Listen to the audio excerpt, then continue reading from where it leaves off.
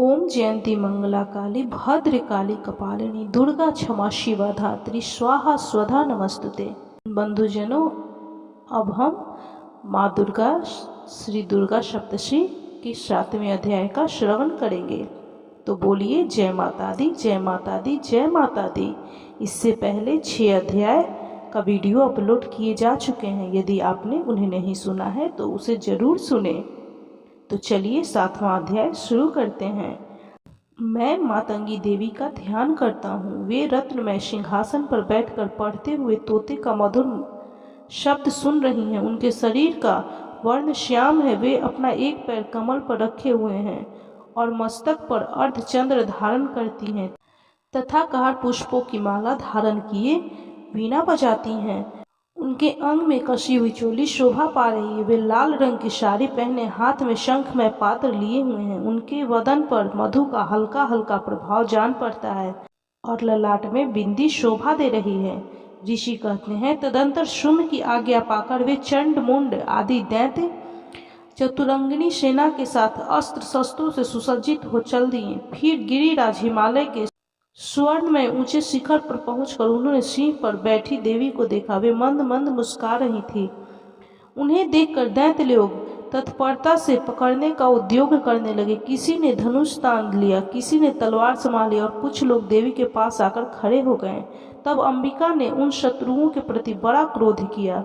उस समय क्रोध के कारण उनका मुंह काला पड़ गया, ललाट में भौहें टेढ़ी हो गई और वहां से तुरंत विकराल मुखी काली प्रकट हुई जो तलवार और पाश लिए हुए थीं। वे विचित्र खटवांग धारण किए और चीते की चमड़ी की साड़ी पहने नर मुंडों की माला से विभूषित थीं। उनके शरीर का मांस सूख गया था, केवल हड्डियों का ढांचा था जिसमें वे अत्यंत भयंकर जान पड़ती थी। उनका मुख बहुत विशाल था, जीभ लपलपाने के कारण वे और भी डरावनी प्रतीत होती थीं। उनकी आंखें भीतर को धंसी हुई और कुछ लाल थीं।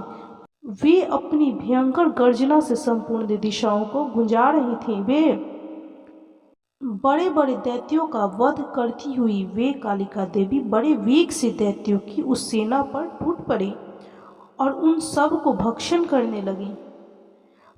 वे पाशर्ग रक्षकों, अंकुशधारी महावतों, योद्धाओं और घंटा सहित कितने ही हाथियों को एक ही हाथ से पकड़कर मुंह में डाल लेती थी। इसी प्रकार घोड़े, रथ और सारथी के साथ रथी सैनिकों को मुंह में डालकर वे उन्हें बड़े भयानक रूप से चबा डालती थी। किसी के बाल पकड़ लेती, किसी का गला दबा देती, किसी को पैरों से कुचल डालती और किसी को छाती के धक्के से गिराकर मार डालती थी। वे असुरों के छोड़े हुए बड़े बड़े अस्त्र शस्त्र मुंह से पकड़ लेती और रोष में भरकर उनको दांतों से पीस डालती थी। काली ने बलवान एवं दुरात्मा दैत्यों की वह सारी सेना रौंद डाली, खा डाली, कितनों को मार भगाया। कोई तलवार के घाट उतारे गए, कोई खटवांग से पीटे गए और कितने ही असुर दांतों के अग्रभाग से कुचले जाकर मृत्यु को प्राप्त हुए। इस प्रकार देवी ने असुरों की उस सारी सेना को क्षण भर में मार गिराया। यह देख चंड उन अत्यंत भयानक कालिका देवी की ओर दौड़ा तथा महादैत्य मुंड ने भी अत्यंत भयंकर बाणों की वर्षा से तथा हजारों बाण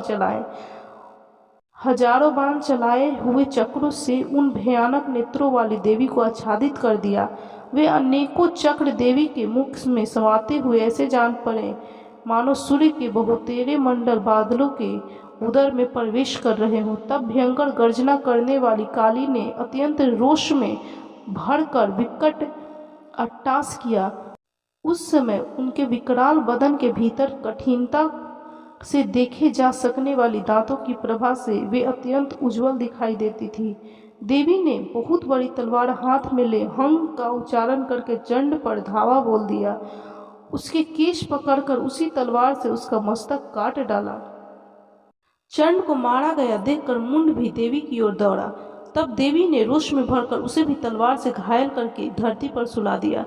महापराक्रमी चंड और मुंड को मारा गया देख मरने से बची हुई बाकी सेना भय से व्याकुल हो चारों ओर भाग गई।